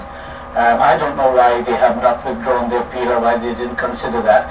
But I think there are more important things that are coming up now. And that is to say, we know that the PNM brutalized the sugar workers and imposed upon them an unconscionable agreement.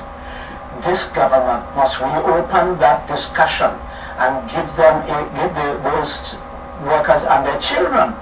If those workers have died, their children must benefit from it. Give them a fair deal.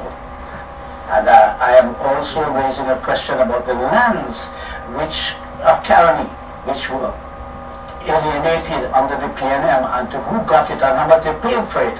And that is the kind of money they should be using in order to give the workers and the children, former workers and children of Caroni a better deal.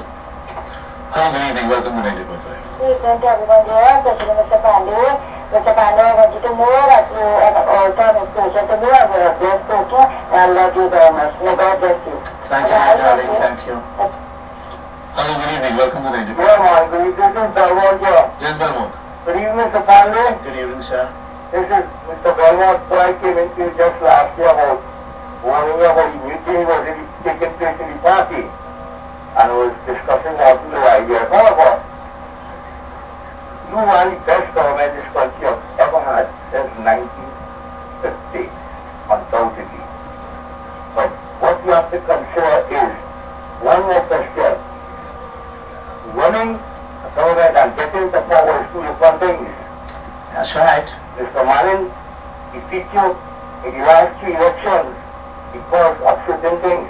What I'd like to tell you is, if Ms. Kamala was able to take all the people who you cut down and who you also put in political suit and defeat the PNM in the strongholds, Ken Martinell and the PNMC, if you believe you could ever do that. I don't know, but I have no intentions of allowing the chains of the past to so chain me to the present that I cannot look into the future. Hello, good evening. Welcome to 90.5. Hello, good night. Sadro, Tony, and the Honorable Mr. Basdeo Panday, sir. Thank you. Good night. Okay, well, this is one of your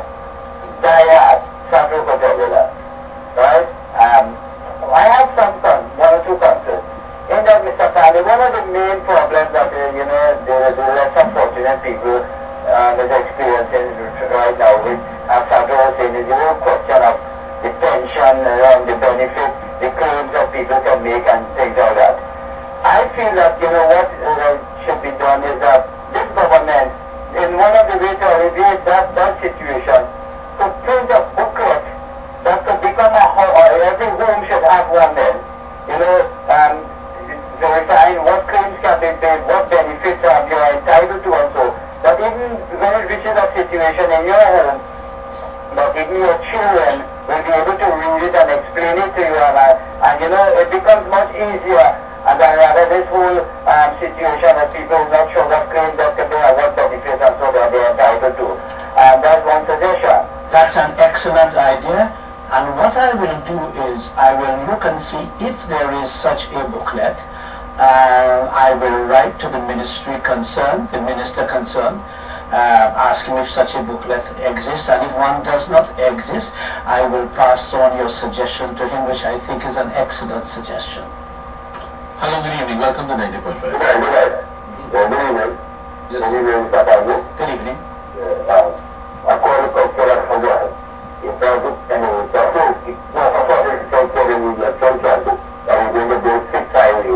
but I feel like this program government looking to do one to the extent of the current portal. And we see that we never had that, but we see that increase now 27,000 jobs.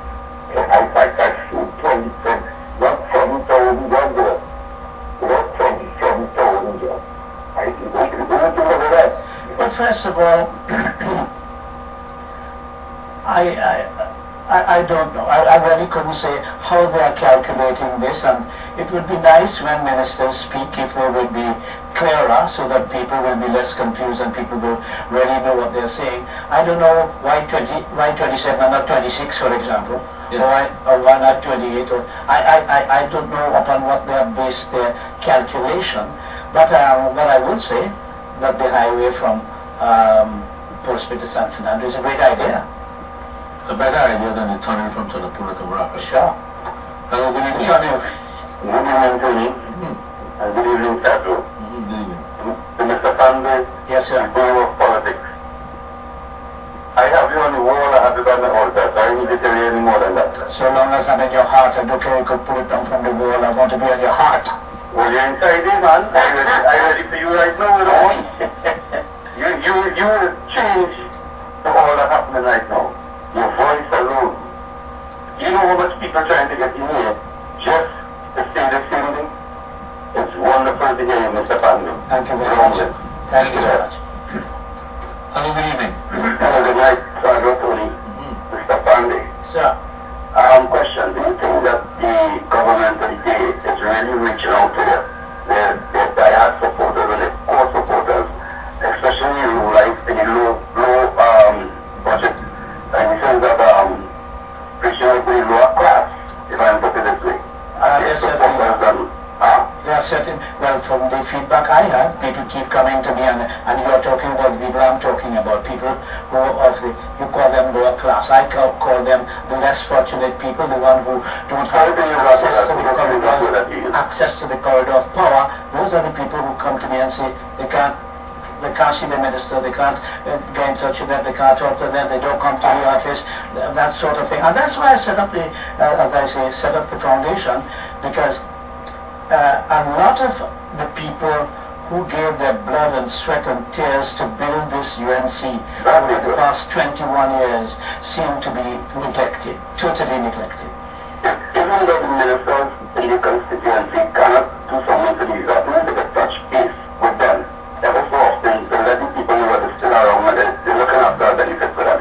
You know what I mean? Actually, I have called people feel, and they will feel proud that they see in the member of parliament in the area meeting them. I have called several of the constituency offices trying to find out what day the ministers or the member of parliament is there so that I can send people to them.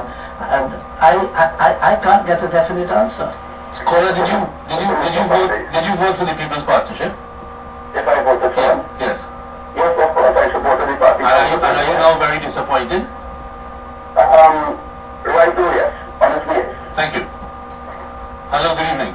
Pleasant good night to you, Mr. Tony Mirage, Mr. Sadro, and a pleasant good night to you, Mr. Basdeo Panday. Good night. I wish to say first of all, you are in my mind the best political leader this country has ever seen and the best Prime Minister this country has ever seen. And I thank you for the enormous and important contribution you made to the political landscape of Trinidad and Tobago. Thank you. I thank you, and I want to say also, Mr. Basdeo Panday, you made a very important point about those who labored over the years to form this party.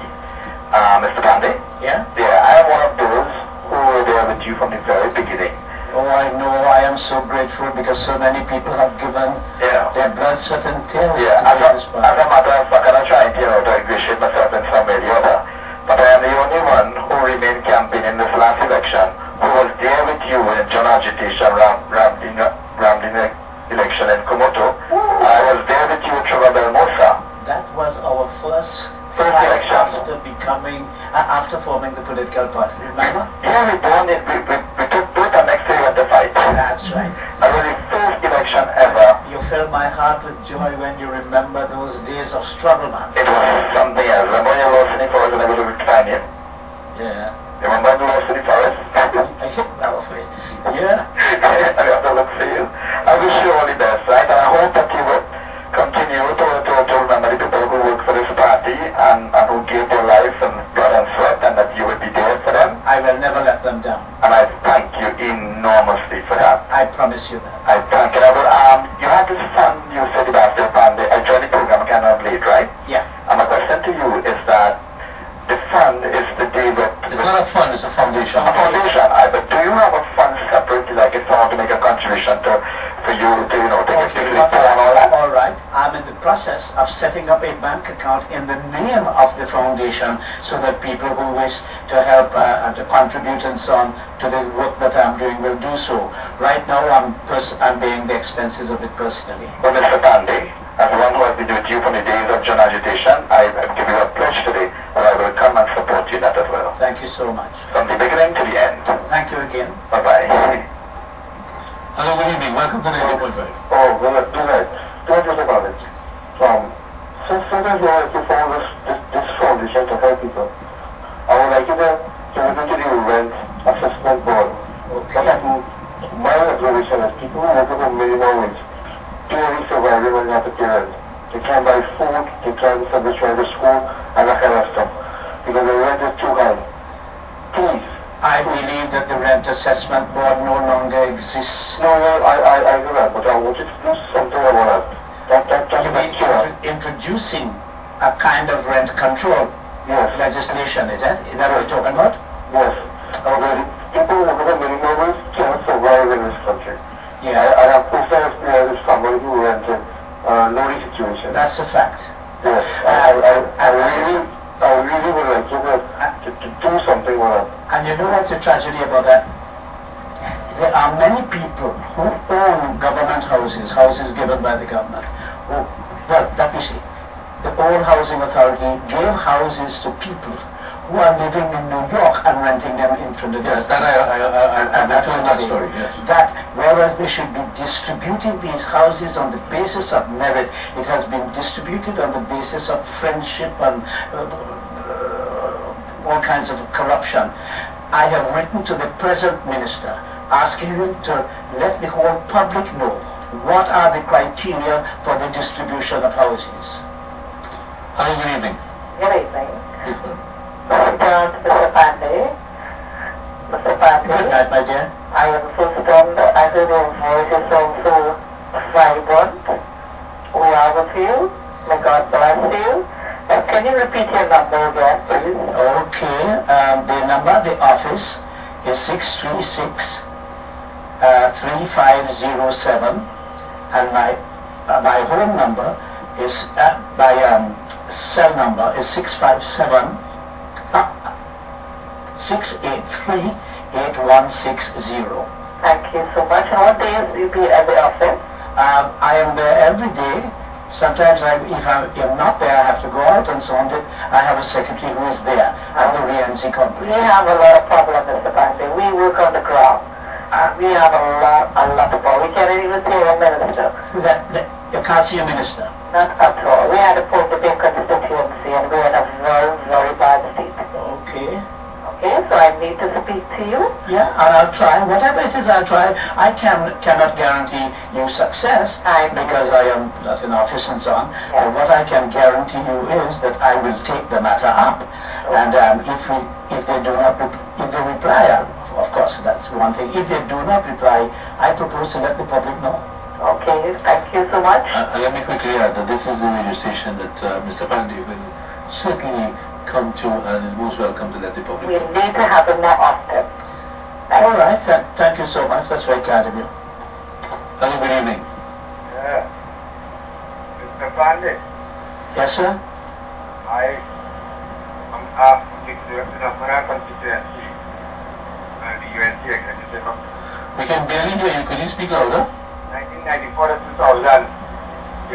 Napuna UNC executive. Mr. Panday, I want you to be the next president of the... Okay, You shouldn't wish that upon your worst enemy, but go ahead. Hello, good evening. Hello, good evening. Yes. Good evening, Sadro. Yes. Good evening, Tony. Yes, sir. Good evening, the other Basdeo Panday. Good evening, my brother. You know, Sadro, I already said the kingdom has given land to the people. I don't know where they give them more land there, Sadro, because I applied for a piece of land. I said I wanted to do an IT-based business. They wrote me back and told me that I have to wait until he checked the tax, and then I could apply for one of those spots that they have. And I haven't gotten it yet, so I don't know where the land are. Wait a minute. Let me talk. Let me talk. Let me talk about the family. Let me talk. Wait, hold on, Eric, hold on. They told you that you have to what? Well, I understand that INTEC was developing different effect parts in different sectors of the country. Which are really and truly incubators for businesses. Right. And they said to me, okay, you're going to wait until we develop that, and then you're going to apply for one of those spots. Because I didn't get any. So I don't know what these PNM people should have got. Well, listen, the best thing to do is to identify the place that you want. If it is private lands, well, of course, you'd have to deal with the private owner. If it is state lands, they apply for it, and they must tell us why they are not giving it to us.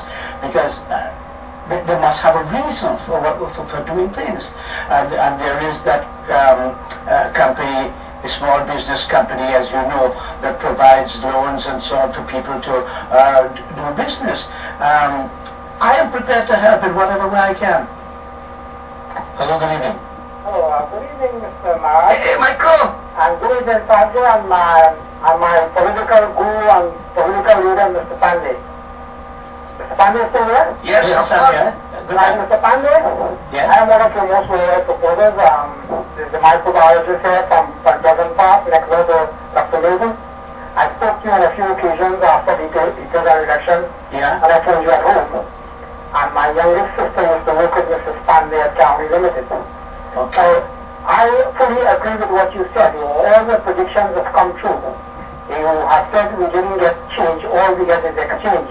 And in many cases, we have been short-changed. I just came from a meeting at Gaston Court there, organized by Robert Ramsey, who you well know. Yes. And your brother was there as well, the Deputy Minister of National Security. Right. And with the police there, we had a forum on crime in the Shabuana area. Okay. And it was well attended. I was well attended. There were quite a few people there, and your brother gave a good exposition there of what they're doing. But having said that, I feel he making excuses for his People's Partnership government. And we do miss you a lot. I think people like you and people like Ramesh Maharaj in the position of Attorney General, if we had you here in the present government, then we would see a drastic change in this country. I am sorry to say I work very hard for the People's Partnership in Shabuana from Mr. Kadies and for my good friend Councillor Durant. Yeah. But I am very disappointed in the performance of the government so far. And we dearly miss you. And you are one of those people who have done a lot for sugar workers. If it wasn't for you, my father would not have got work throughout the year, and I could not have saved my money to go to England and study. And I must thank you from the bottom of my heart for putting chicken on my father's table instead of roti and sayaru 7 days a week.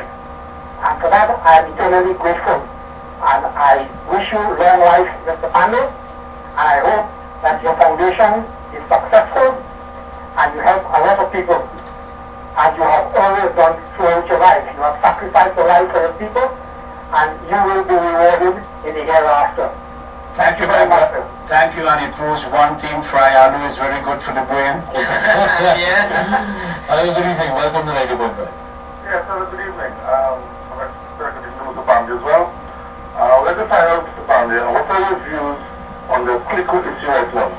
We spoke about that earlier. I spoke about that a little earlier. Hello, good evening. Hi, good evening.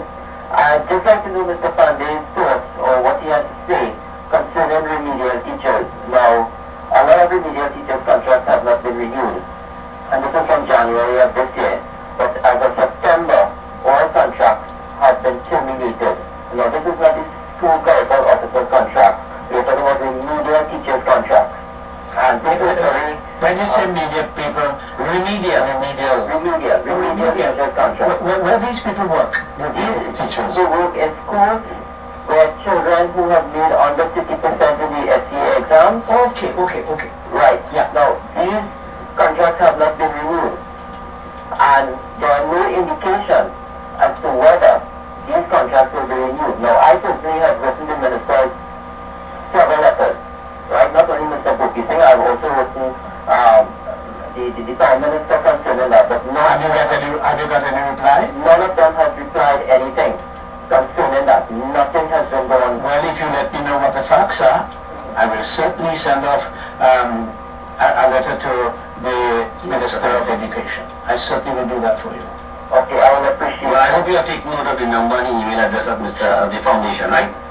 Could you Basdeo Panday Foundation at gmail.com. Okay, great. Basdeo Panday Foundation at gmail.com. Simple.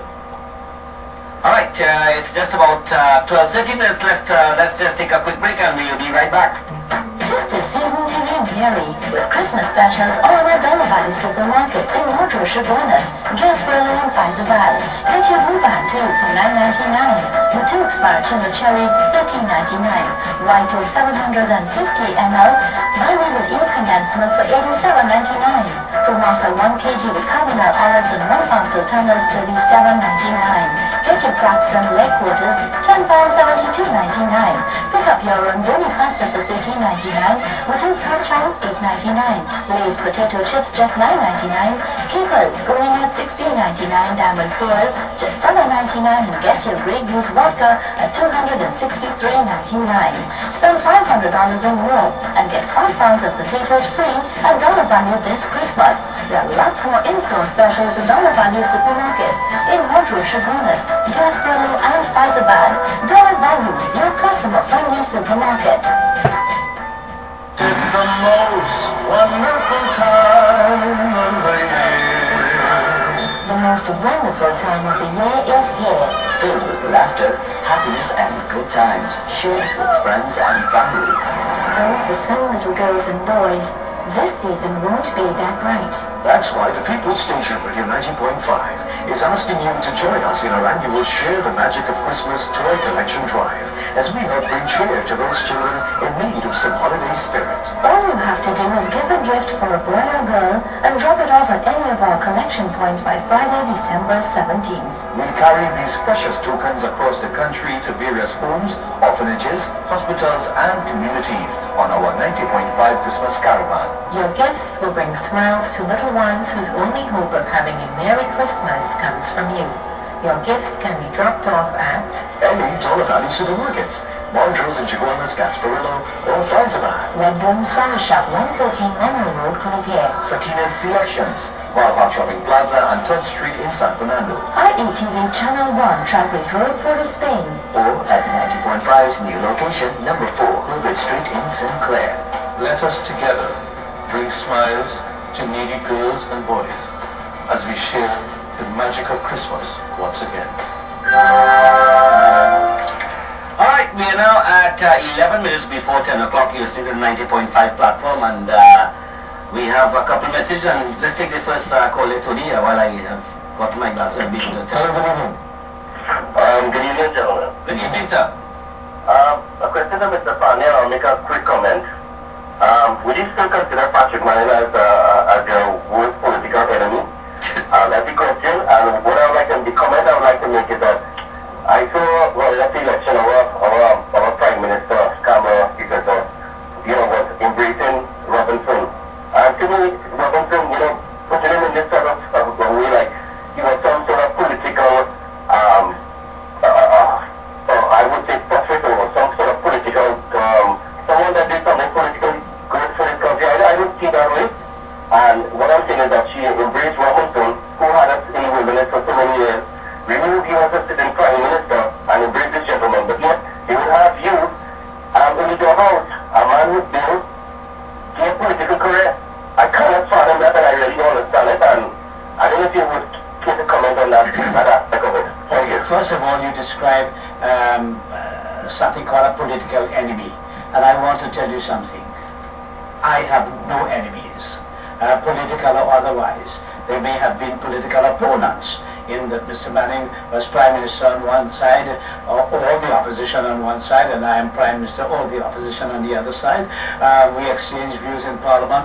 I have never considered any of my political opponents to be enemies. That's the first question I want to ask you, to tell you about. Even Mr. Robinson, who I think did this country an enormous disservice, he's not my enemy. And I don't really bother too much about the past, because, as I say, I am not going to let the past chain me to the present so that I can't move into the future. I'm not going to let that happen. Yes, freedom is. Mr. Panday, you should take legal action against the persons that rigged the internal election on January 24th. No, I didn't do it. I knew what they were doing, and I didn't do it because I didn't want people to say, Panday hanging on. Hold on 1 second. I didn't want people to say, you see Panday hanging on to power. Same thing we tell you. Panday want to give up. Panday want to hand over. So I said, let them do what they want. There's no other problem. Let them do what they want. Hello, good evening. Yeah, good evening. Good evening, sir. Yeah, I have 3 questions to Mr. Panday. What you was going to do with the PSC situation where PSC doing right now frustrating the government and disrupting the other services? Next thing, if Mr. Manning was here, if Mr. Panday was still in active politics, Mr. Manning would have still been the Prime Minister of Trinidad and Tobago, and he would have been the church. Is that right? Okay. He would have still been there now. Okay, and the next one? And the next one? Yeah. I'm not sure I say hi because she's very pretty. She got from the universe. Okay. Well, let me go from the last one first. I'm sure she'd be grateful for that compliment you have paid to her. Secondly, you may be right that if I were there, Mr. Manning might be in power. You may be right. I don't know. And secondly, with respect to the PSA, workers have a right to struggle for their welfare.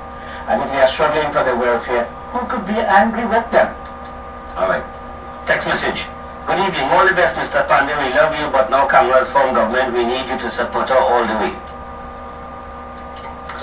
You can only support people who want support. Welcome to 90.5. Good evening. Good night, Mr. Basdeo Panday. Good night. I was not able to come to your usual. Thank you. Surely what? I didn't hear that. Mr. Panday, what are we to do about the invasion of foreigners in TNT?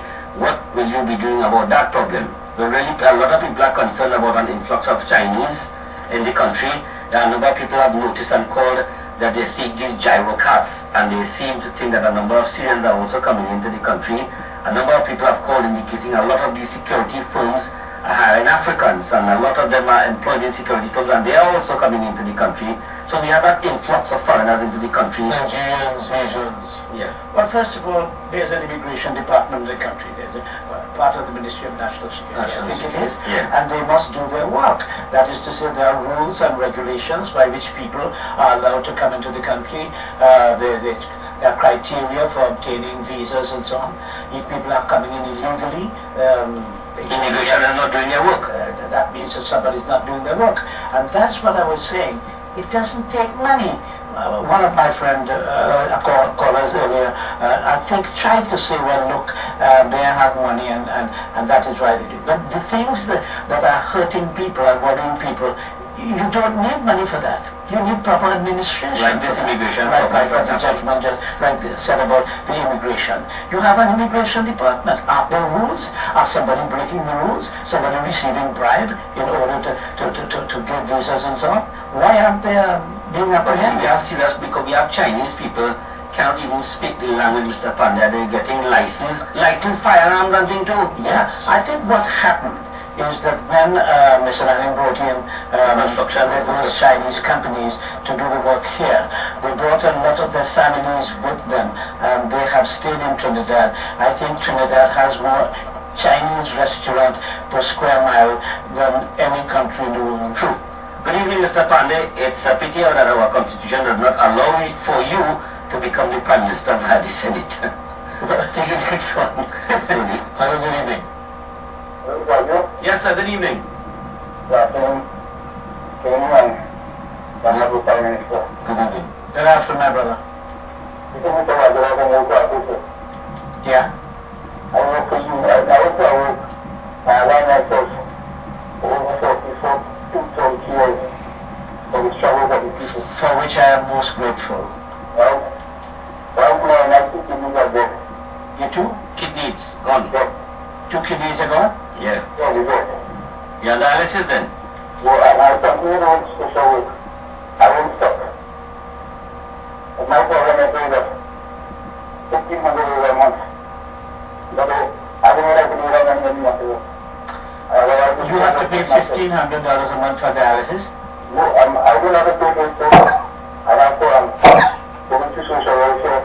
Oh, you receive $1,300 a month from social welfare? Okay. No, that's to see about himself and his family. Are you receiving a disability grant? Yes, sir, but that really refers to travel and education. Yeah, I understand. Yeah. Any hope of having a kidney transplant? I believe that they passed a law in Trinidad with respect to body parts, body organs and so on, so that people, if they donate their kidney and they get into an accident and so the kidneys are good. Transplant. I don't know what kind of system they have, whether they have a list, whether people should be encouraged, I think, to donate. Okay, sir. Okay.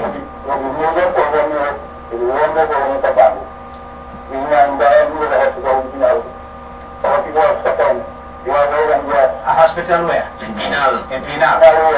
Yeah. Okay. Yeah.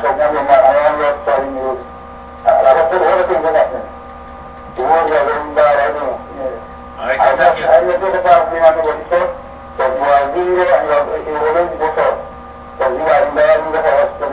I agree with you. As a matter of fact, as you Thank talk, you, sir. yeah, as a matter of fact, as you talk, I have a letter here that was sent to the Minister of Works, saying how badly roads needed repairs. The Bhagwanti Road in New Grand Town, the Alligator Street south in Monroe Road, Kunupia, which I believe is in the minister's own constituency.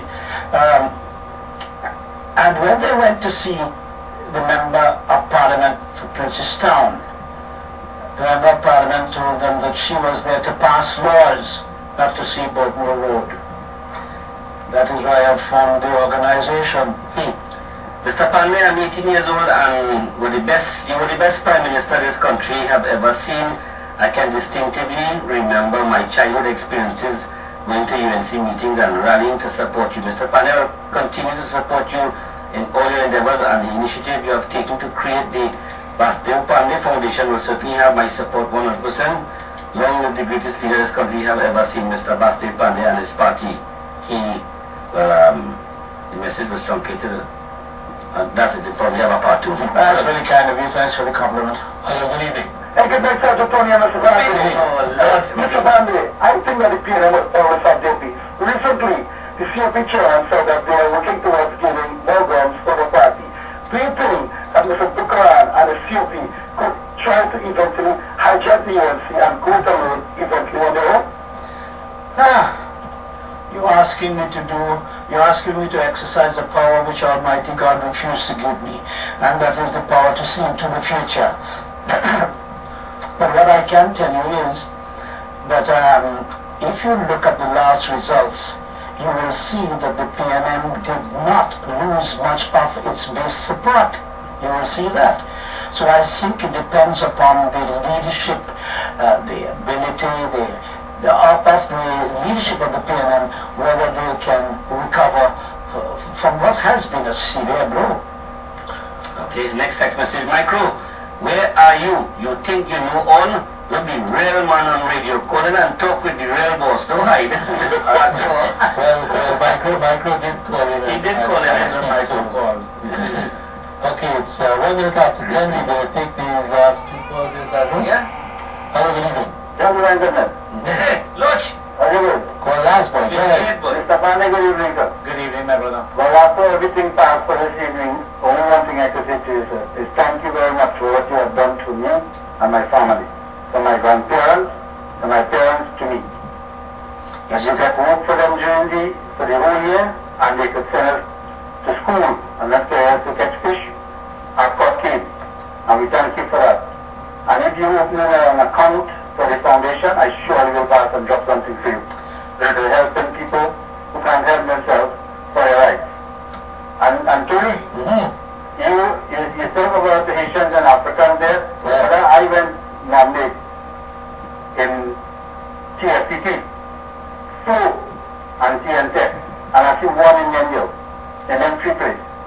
They work KFC, anytime, and tell me to say Indian from medicine. And they are not sure them African, they are not from Africa either. I don't know anywhere but not in this country. Right, good. Mr. Pandis, I will continue to stand at your side, supporting you all the way. That's another one of the messages that we've got here. To really just get one more day because we have quite a few coming in. Welcome back, Miss Barakpo. Okay, go ahead. Okay, so what do you want to ask? Because the last one. So let's read them. Oh, hello, good evening. Sadro. Yes, sir. I would like you to give Mr. Panday number for one number. We just gave only numbers. You're not listening all the time? My cell number is 683-8160. I hope all them people call you. And right now it's off. I have it on me, but it's off because I didn't want to disturb the program. A special good evening, Mr. Panday. I just wanted to let you know when I voted for you on January 24th, I voted for a strong visionary leader and submitted to see the current administration and disrespect to the citizens of this country. Mr. Panday, you are my political pine tree. Pine tree. You are my political pine tree. Oh, maybe it's Christmas time. Maybe it's Christmas time. I don't know that expression. Is Mr. Panday still playing golf with the parasitic oligarchy? No, but I intend to pick it up again. Okay. And maybe you play with Lara and your but for the exercise, my doctor has recommended that I exercise. Mr. Panday, when you get back into power, would you revive the sugar industry? Oh, Lord. Mr. Panday, what do you think about the plans to continue to reopen Carolina Limited with, so that we can still produce sugar, at least to satisfy our own needs and continue various aspects of work that Carolina was doing? Yeah, they have to have a plan for it. Agriculture. We had argued, and we've always argued, that Carolina should be the nucleus around which you build the agricultural industry. Remember, we call it an industry. Yeah. Because in order to have successful agriculture, you must have processing plants. Because there are going to be times when the goods, when the produce is scarce, and times when I'm surprised. So, but in order to have processing plants, you have to have a consistency of supply and quality. And you could build it around Cali. And then you build the satellite farms around it. The farmers will have the smaller farms. So the farmers will never be able to produce enough. That is to say, the goods will always be taken off them because it will go into the factories. Yeah. And that is what Carolina we had a plan for Caroni Limited and Caroni should serve as the nucleus around which you build an agriculture industry. That was the philosophy of the UNC. All of that is gone. You know, they're killing pumpkin now. Yes. They're killing pumpkin. Putting pumpkin in cans. Yeah. You must have a food processing plant. Alright, we're at 5 after 10. We've gone past our time. Let me just clear out a couple of emails. Mr. Panday, keep yourself healthy. I, for one, want you back. Stand tall. Remember that statement, boy? Yeah, boy. Panday, I love Nikila very much. Oh, my Lord. Mr. Panday might give away the hand in marriage very soon. How is she doing, marrying Mr. Panday? She's all right. She's making arrangements to reopen her practice. She had given it up when she was a member of Parliament, and she's making arrangements to reopen her law practice. Well, you have another one as a lawyer too, so you could have a nice book. Yeah, I have 2 daughters who are lawyers. I don't know if they would allow you to participate in it. I was about to say. My daughter is also very dear of job environment space in the office. Mr. Panday for president, what does he think of it? Shouldn't wish that upon your worst enemy. Yeah, they might spy on the man. Pleasant good night, gentlemen. It's nice to hear the voice of Mr. Panday once again on 90.5. I did not get his phone number. Could you repeat it, please? Thank you. We'll do that in a short as we are closing off. Yeah, but again, the office number is 636-3507, and my cell phone is 683-8160. Of course, the email address for the foundation. And the email address for the foundation is Basdeo Panday Foundation@gmail.com. Let me say in closing that our purpose here this evening is to establish the foundation. Mr. Panday has made himself available his office and his telephone numbers and so on. So for those of you... I am most grateful to the radio station. No, and to you. It's a worthwhile call. To you gentlemen both, I'm most grateful to you. Mr. Panday, on behalf of the radio station, it is always a pleasure, and as the foundation progresses, let me say this on behalf of the management of this station and of IETV Channel 1, that you will always be most welcome to take the opportunity and use these 2 media houses to get your message out there to the public. Thank you kindly. Thank you kindly, Tony. Mr. Panday, pleasure having you in the studio with us then, and thanks for spending such a long time. We've gone past our time. I enjoyed every single moment of it, and particularly being with you two, but also hearing the voice of those who have given me their blood, sweat and tears for over 40 years. Thank you very much. What a nice way to close the week, Tony. We'll be back on Tuesday evening at 8 o'clock. And until then, may the good Lord bless and keep.